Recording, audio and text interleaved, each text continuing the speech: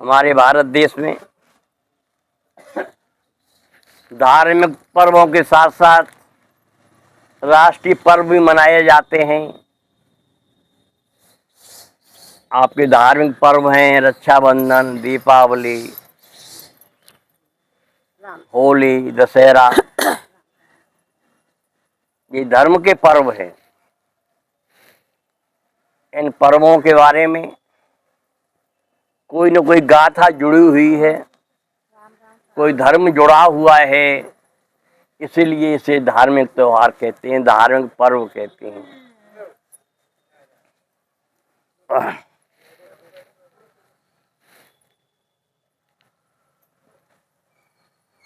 दूसरे नंबर पे आते हैं राष्ट्रीय पर्व। हमारा राष्ट्र, हमारा देश समय की विडंबना हुआ करती है, समय परिवर्तनशील है। आज हम आज़ादी की छत्र छाया में विराजमान हैं, छत्र छाया में बैठे हुए हैं। कभी हमारा देश गुलामी की जंजीरों में जकड़ा हुआ था, पराधीन था, दूसरे के अधीन था। आज हम स्वयं के शासक हैं।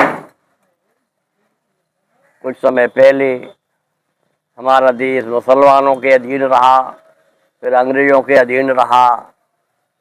उनसे मुक्ति के लिए हमारे देश के नौनिहालों ने, हमारे देश के कर्णधारों ने, हमारे देश के समाज सेवकों ने बड़ा प्रयास किया, तन से, मन से, धन से। तब हम आज इस आज़ादी की छत्र छाया में विराजमान हैं। जो वस्तु हमें बड़े मेहनत से मिलती है,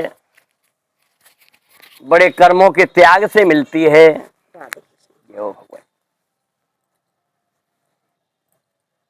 उसकी कीमत वास्तव में रहा करती है। हमें ये आज़ादी सहज प्राप्त नहीं हुई है, बड़े बलिदान हुए हैं इसके लिए। आपने विचार किया है, कोई किराएदार मकान में आप रख लें, वो 10-20 साल रहे, जब आप कहें कि भाई अब हमें ज़रूरत है, हमारी जगह हमें चाहिए, तो वो आनाकानी करता है, वो खाली करने की उसकी अभिलाषा नहीं होती।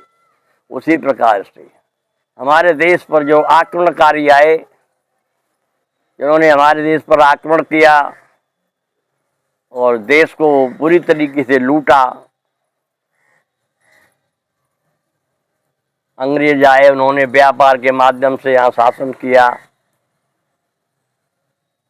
बड़ी मुश्किल से, बड़े त्याग से, बड़ी बलिदान से आज हम शांति की श्वास लेते हैं, आज़ादी की हवा लेते हैं। तो बड़ी ही परिश्रम से, बड़े ही त्याग से हमें ये सोपान प्राप्त हुआ है। इसीलिए हर वर्ष 15 अगस्त को हम आज़ादी के दिवस में मनाते हैं। हमारा देश स्वतंत्र हुआ, इसे स्वतंत्रता दिवस कहते हैं। देश दूसरों की गुलामी से, दूसरे की पराधीनता से, दूसरे के अधिकार से मुक्त हुआ, इसीलिए इसे स्वतंत्रता दिवस कहते हैं। आज़ादी मिली 15 अगस्त को हमारे देश को, 15 अगस्त 1947। तो हमारे देश का स्वतंत्र राष्ट्रीय ध्वज हुआ।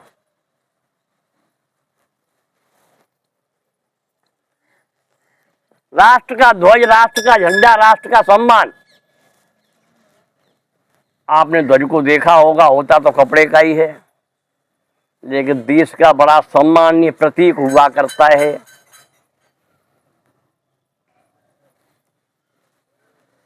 इसके बनाने में महान महान विद्वानों का सहयोग रहा है। राष्ट्रीय गीत भी लिखे लोगों ने, राष्ट्रीय गान भी लिखे इसके सम्मान के लिए। आप देखते हैं इसकी लंबाई चौड़ाई की 1.5 गुनी हुआ करती है। इसमें 3 पट्टियां हुआ करती हैं। ऊपर की पट्टी केसरिया, बीच की श्वेत और तीसरी हरितमा लिए हुए हुआ करती है। बीच में चक्र हुआ करता है, जिसमें 24 तीलियां हुआ करती हैं, 24 लाइनें हुआ करती हैं। आप विचार करते होंगे, बड़ा सोच समझ के इस देश के झंडे का निर्माण किया गया। हरा रंग हरितमा का प्रतीक है। हमारे देश में रहने वाले किसान, देश के सपूत जो दिन रात मेहनत करते हैं, धरती को जोत करके अन्न पैदा करते हैं, फल फूल पैदा करते हैं, उन्हीं की मेहनत से हम आप अपनी उदर पूर्ति करते हैं। तो लाल बहादुर शास्त्री ने एक नारा दिया था, जय जवान जय किसान। देश की सुरक्षा के लिए जवान मुस्तैद हुआ करते हैं, कोई आक्रमणकारी हमारे देश पे हमला न कर दे, और किसान देश की उन्नति के लिए, देश के प्रयास के लिए। हमारा देश 80% गाँव में बसा हुआ है। गांव के लोगों का मुख्य धंधा खेती है, पशुपालन है। इससे हमें दूध इत्यादि प्राप्त हुआ करता है और फल याद प्राप्त होते हैं, सब्जियां प्राप्त होती हैं, अन्न मिलता है, जिससे हमारे शरीर का पोषण हुआ करता है। हमारे देश के उत्थान में किसानों का बड़ा ही विशेष योगदान है। इसलिए पैरी पट्टी जो हरितमा है, देश को हरा भरा बनाए रखते हैं, वो किसान हुआ करते हैं। दूसरी पट्टी जो श्वेत है, बड़ी निर्मलता के साथ, बड़े ही दोष मुक्त होकर के प्राणी बिना किसी छल कपट के अपने क्रियाकलाप को करता है। आपने विचार किया होगा, कोई से कपड़ा पहन लें आप, लेकिन जो श्वेत कपड़ा, श्वेत वस्त्र फबता है शरीर पर, उतना और कोई कपड़ा नहीं फबता, क्योंकि ये स्वच्छता का प्रतीक है, निर्मलता का प्रतीक है और सजगता का प्रतीक है। इसीलिए देश को बनाए रखने के लिए, देश की आज़ादी के लिए हम मुस्तैदी के साथ बड़े छल कपट को छोड़ करके अपनी वास्तविकता को समझते हुए देश के सम्मान में योगदान दें। इसलिए ये है। फिर आती है तीसरी पट्टी, केसरिया। ये त्याग और तपस्या का प्रतीक है। केवल कपड़ा रंगने से काम नहीं चलता, सन्यासी होने से ही काम नहीं चलता। त्याग और तपस्या का प्रतीक है ये केसरिया। हमारे देश की आज़ादी बनाए रखने के लिए और आज़ादी प्राप्त करने के लिए बड़ा त्याग किया लोगों ने, बलिदान दिए, त्याग किया और तपस्या की, साधना की, बरसों इंतजार किया। देश को आज़ाद कराने के लिए बरसों बरसों लोग लगे रहे। तब कहीं 15 अगस्त 1947 का स्वतंत्रता का सूर्य दिखाई दिया। तो ये है हमारा राष्ट्रीय ध्वज। इसमें बीच में चक्र है, इसमें 24 तीलियां हैं। इसका अर्थ ये है कि हम 24 घंटे देश की आज़ादी के लिए मुस्तैद रहें। हम कभी अपने अंदर आलस न आने दें और अपने देश की सुरक्षा के लिए जो चीज़ हमें बड़े मेहनत से प्राप्त हुई है, बड़ी कठिनाई से प्राप्त हुई है, दूसरों के चंगुलों से हमने इसे पाया है, बड़े त्याग और तपस्या के, साधना के द्वारा, बलिदान के द्वारा, तो उसकी हम इज्जत करते रहें, बनाए रखें। ये हमारा धर्म हुआ करता है। संसार में प्रकृति की व्यवस्था के लिए ब्राह्मण भी हैं, क्षत्रिय भी हैं, वैश्य भी हैं, शूद्र भी हैं, ब्रह्मचर्य आश्रम भी है, गृहस्थ आश्रम भी है, वानप्रस्थ है, सन्यास भी है। आपका शरीर बना हुआ है 5 ज्ञानेंद्रियां, 5 कर्मेंद्रियों से बना हुआ है। ऐसा सब कुछ होते हुए भी मानव को जो विवेक मिला है, जो सोचने समझने की, निर्णय करने की जो क्षमता मिली है, वो प्रभु का विशेष योगदान है। ये मानव को क्षमता मिली हुई है। और जो क्षमतावान हैं, जो विवेक का प्रयोग करते हैं, वो अपने जीवन की नैया को भली प्रकार से चलाया करते हैं, बड़े सोच करके, बड़े विचार करके। कहते हैं, बिना विचारे जो करें सो पाछे पछताएं, और काम बिगाड़ें आपनो जग में होत हसाए। जग में होत हसाए चित्त को चैन न आवे, खान पान सम्मान राग रंग बने न भावे। कहे गिरधर कविराय दुख कुछ टरत न टारे, और खटकत है मन माए कियो जो बिना विचारे। हम बगैर सोचे विचारे कोई काम कर देते हैं, तो काम करने का तो हमारा कर्म है, अधिकार है, कर्म करेंगे हमें, लेकिन फल क्या मिलता है वो हमारे सोच से परे है, वो विधाता का क्रियाकलाप है। हम अपने कर्म पे ध्यान दें, और जब कर्म हम सही करेंगे तो फल तो अवश्य मिलेगा। चाहे आप शुभ कर्म करें, चाहे अशुभ कर्म करें, चाहे मिश्रित कर्म करें। शुभ कर्म अच्छा कर्म होता है, अशुभ कर्म गलत कर्म होता है, और मिश्रित कर्म मिला हुआ करता है। न अच्छाई है न बुराई है, दोनों चीज उसमें हुआ करती।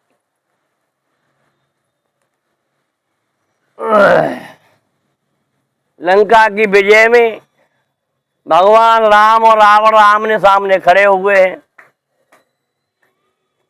रावण बड़ी सेखी बजारता है, अपने बारे में बहुत कुछ कहता है।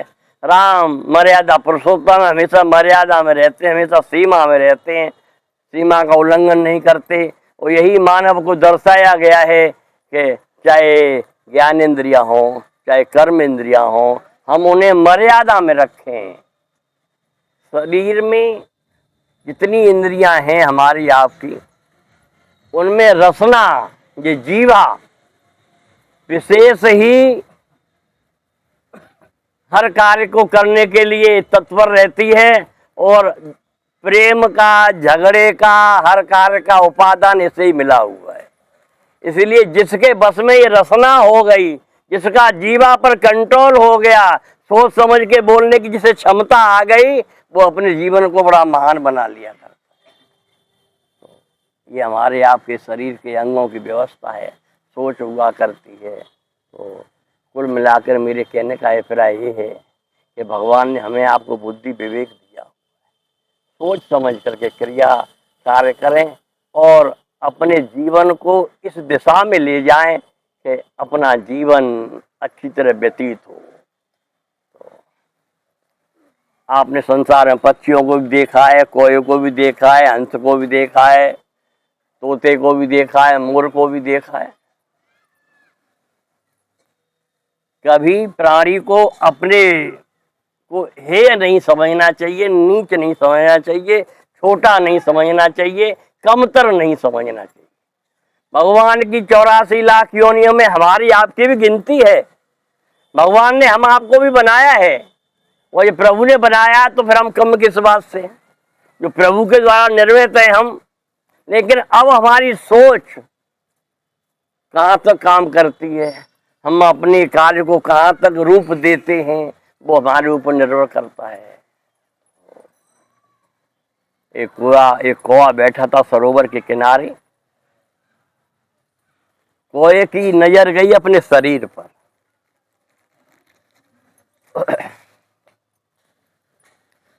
कौवे ने अपने शरीर का अवलोकन किया, शरीर को देखा और बोला मेरा क्या जीवन है, मैं काला कलूटा हूं, मेरी बाड़ी भी कर्कश है, मेरे में कोई गुण तो ऐसा है नहीं। मान सरोवर में जो हंस है बिल्कुल श्वेत है, भक्त भूरा है, श्वेत है, सफेद है। कितना महान रंग विधाता ने इसे दिया है। मेरे कोई कर्म ऐसे रहे होंगे, मैं काला कलूटा बना दिया भगवान ने। हंस को देखो कितना सुंदर है ये हंस। ऐसा विचार करके कोई ने हंस से कहा भैया तुम अपने को बड़े भाग्यशाली समझो, विधाता ने तुम्हें अच्छा स्वरूप दिया है। हंस ने कहा तुम कैसी बातें करते हो, मेरा तो एक ही रंग है, मैं भूरा ही भूरा हूँ, पूरा शरीर मेरा श्वेत ही श्वेत है। अगर तुम देखना है तो तोते को जा करके देखो, कितनी सुंदर हरितमा भगवान ने उसे दी है, कितना सुंदर रंग है उस तोते का, गले में काली पट्टी हुआ करती है, और चोंच उसकी कितनी बढ़िया भगवान ने बनाई है, लाल चोंच है, नुकीली है, बड़ी अच्छी चोंच है, रूप तो उसका है। मैं समझता हूँ मुझसे वो काफी सुंदर है, काफी अच्छा है। तो कौवा तोते के पास गया,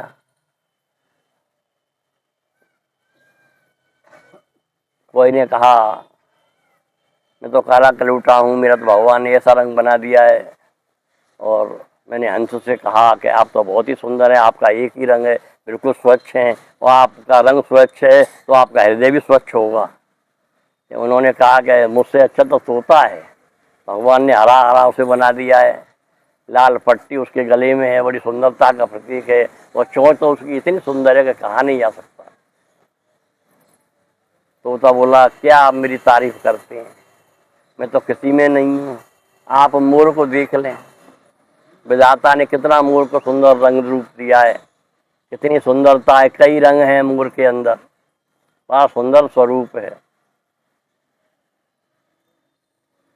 खोया गया मोर के पास, जय हो गया हो। बड़ी प्रशंसा की कोई ने, भगवान ने आपको बड़ा सुंदर स्वरूप दिया है, कितने रंग हैं आपके अंदर।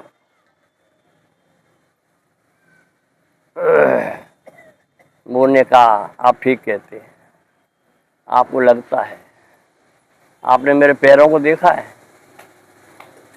विधाता ने मुझे कितना स्वरूप सुंदर स्वरूप दिया है, लेकिन आप मेरे पैरों की तरफ निगाह करें, मेरे पैरों को देखें, पैरों को देखना मुझे रोना आता है पैरों को देख करके। भगवान ने सब कुछ सुंदर दिया, लेकिन पैर इतने खराब बना दिए, इसलिए मैं सुंदर नहीं।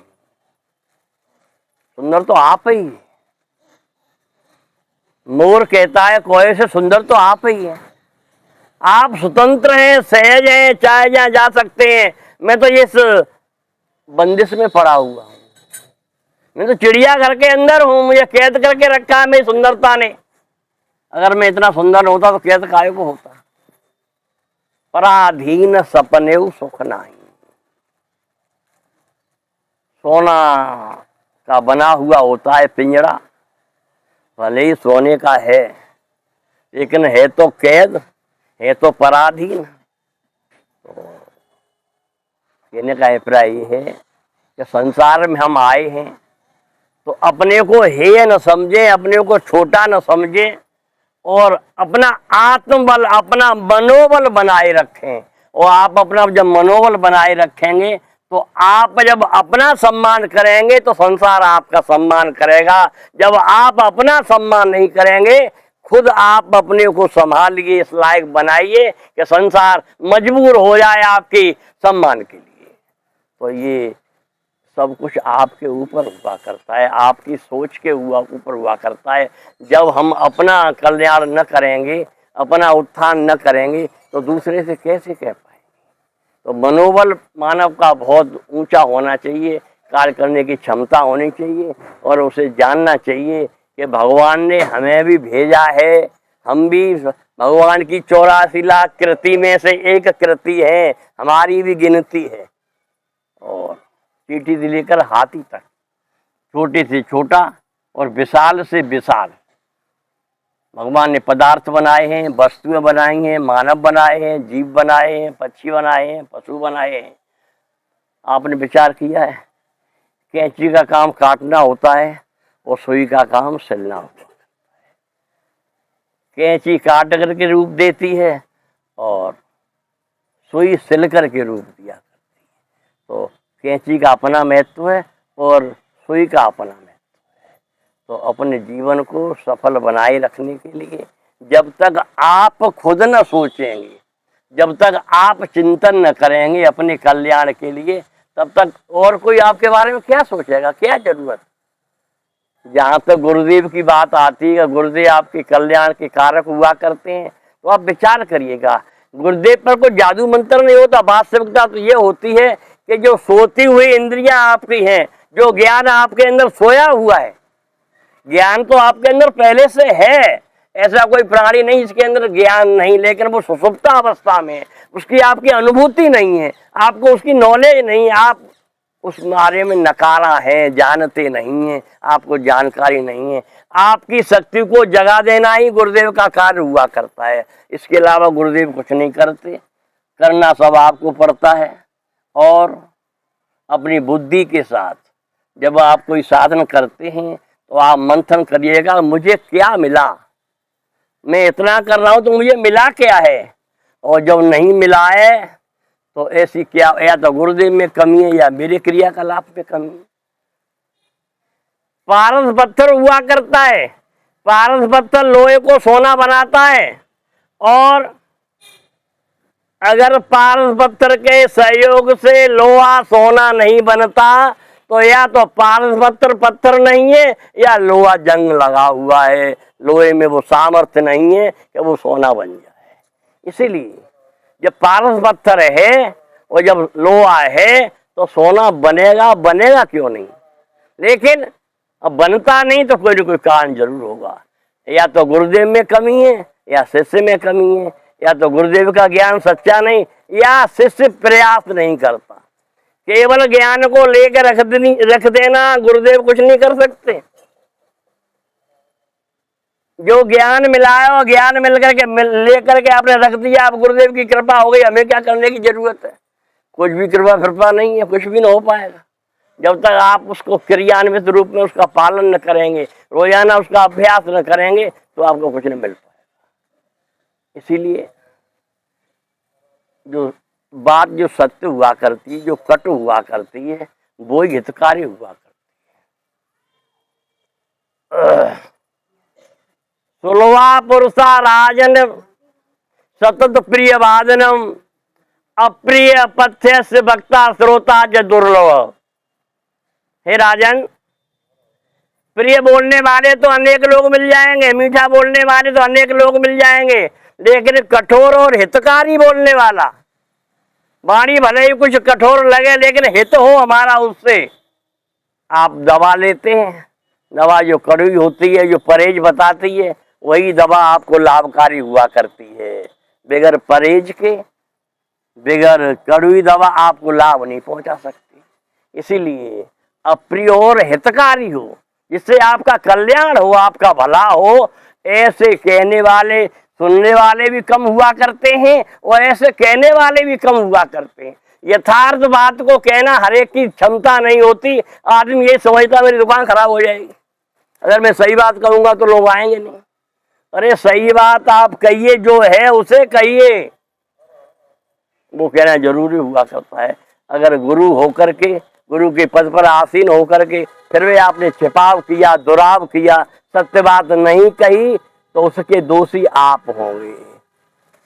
इसीलिए कुल मिलाकर के कहने का अभिप्राय मेरा ये है कि अपने जीवन को सचेतता के साथ पल पल क्षण क्षण हमेशा, जब तक आप अपने जीवन की तरफ ध्यान नहीं देंगे कि हम कहाँ चल रहे हैं, हमारा आचरण कैसा है, हमारा व्यवहार कैसा है, हमारा स्वभाव कैसा है, जब हम अपने में परिवर्तन न करेंगे तो आने का लाभ क्या होगा। लाभ तो तभी होगा जब हम आप में अपने में परिवर्तन करेंगे। भाई जब तक बालक होता है, छोटा, विद्यालय गया नहीं, तब तक वो कुछ भी करे, लेकिन जब विद्यालय जाता है तो अध्यापक आचार्य उसका किटकिन्ना कत्व लिखत्व खड़िया से फिर बालक का हाथ पकड़ के उस पर लिखवाता है, तब वो अभ्यास हुआ करता है। ऐसे ही रास्ता बताने का कार्य आचार्य का, गुरु का हुआ करता है। अब करोगे आप तो सफलता मिलेगी, अन्यथा कुछ मिल नहीं। अब एक भजन सुनो और आना।